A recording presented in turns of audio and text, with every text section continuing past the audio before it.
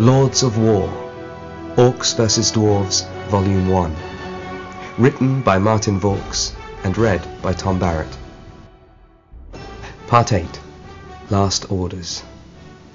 "Well, hello, fair maiden," said the dwarf marauder, signalling the barman for a tankard of beer. "What brings a pretty little thing like you to a dark and dangerous place like this?" Gordana Ironhelm sat on her stool, nursing a tankard of mead. On the ground beside her feet, her hammer rested on its dented head, its handle leaning against the bar. She didn't feel much like flirting today. She felt like fighting. "I'm here to kill things," she responded, not looking to the amorous dwarf by her side. The marauder chuckled to himself and his beer arrived. He took a sip and looked at her intently. "I'd like to see you without all that armor on," he continued, clearly not picking up on the signals. Gordana spun on her stool and stared deeply into the marauder's eyes. "Would you now?" she replied, huskily. The marauder smiled, stupefied, and nodded vigorously. "Well," she continued, leaning close towards him. The marauder also leaned in, almost spilling his beer. Suddenly there was a scuffle. Gordana's hand shot out and in a second was under the marauder's kilt. She had a hold of some of the marauder's more delicate body parts and was trying her very hardest not to squeeze. The marauder's eyes were now wide open with shock, but he was yet to spill his beer. Now, there's no need for violence here," said the marauder, raising both his empty hand and the one holding the tankard. "Oh, really?" said Gordana, squeezing a little more tightly. "No need for violence? I see. Well, my suggestion would be," she squeezed a little tighter still, "that you leave me the hell alone, and then there won't be any." She released her grip, and the marauder hobbled away from the bar towards a table of dwarf commanders. Around the table sat Mungo Lance-Rammer, the once-titled cavalry captain, Jaegar Drakesbane, the ridiculously overdressed dragon knight, and Ivar the Mad, a resident of Ragnar's Folly known by all and feared by most. Next to Ivar the Mad was a stool, which looked free apart from an old iron anchor which was resting on top. "Might I join you?"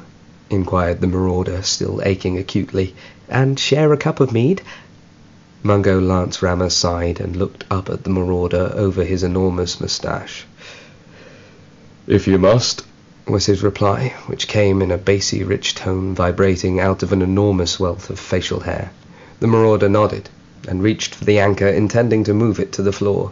Before his fingers quite touched the metal, he felt the cold sting of a blade touching his throat. "Don't you dare touch my woman," said Ivar the Mad through his cracked and broken teeth. "Your what?" said the marauder. "My woman," Ivar growled. Jaegar Drakesbane put his elbow onto the table and rested his chin on his palm. "The anchor is called Betty," said Jaegar wearily, "and I wouldn't touch Betty if I was you." The marauder strained his eyes to the right to see Ivar's face, which was terrifically close to his. He could smell the old dwarf's breath, hot and wet, on his cheeks, and imagined the knife blade next to his throat. He pulled away slightly, moving his hands away from Betty, and Ivar loosened his grip. Turning, the marauder looked around the rest of the White Coal Inn and saw other dwarves playing drinking games, the forfeits of which seemed to be having a beard set on fire. In one corner, a gathering was playing some kind of gambling game, which involved the rolling of bones and the exchange of gold pieces. In another, 4 younger dwarfs were playing an axe-throwing game, which, from what it looked like, saw the loser remove a piece of armor. 2 of those dwarves were now naked, aside from their helmets. Despite the difficult first few moments at the table, the marauder decided that sitting with the commanders remained his best option, so he went hunting for a spare stool. As he did so, looking beside other tables or underneath them, stares of blank, drunken bemusement met him at every turn. It really was like they said. Ragnar's Folly was a lost cause. He never should have come here. Just as he was beginning to give up hope of finding something to sit on, however, the door to the inn burst open, and all the dwarves in the establishment stood up. Before he reached for one of the now evidently spare stools, the marauder thought to cast a glance in the direction of the new arrival. In the doorframe stood a dwarf considerably taller than most he had seen. His beard was considerably longer, his helmet was considerably more ornate, and his axe was considerably larger. This, presumably, was Crod Clouthammer, thought the marauder, the traitor of the tireless forge. "News has come," said the shamed dwarven general, "and it is ill." The white cold had fallen silent, and all were listening to the old dwarf enraptured. "Orc armies are on the move. They have been spotted by Thalen Haddin and the young trainees he had with him." Crod Clouthammer walked deeper into the room, letting the door slam closed behind him. "You all better sober up," he continued, "'cause death is coming." As the old general moved around the room, he didn't meet the eye of a single dwarf, but he saw them all. "As you all know, Ragnar's folly is indefensible. Amongst our number are incompetents, drunkards, fools, liars, gamblers, and murderers. You are, as a collective, incapable of managing the maintenance of this stronghold, even in peacetime." The marauder watched on, unable to decide whether it would be rude to take a sip of his beer in the middle of what felt like quite an important speech. He decided against it, instead opting just to listen. "And there is no value to staying here and waiting for them to come to us. We will bring the battle to them.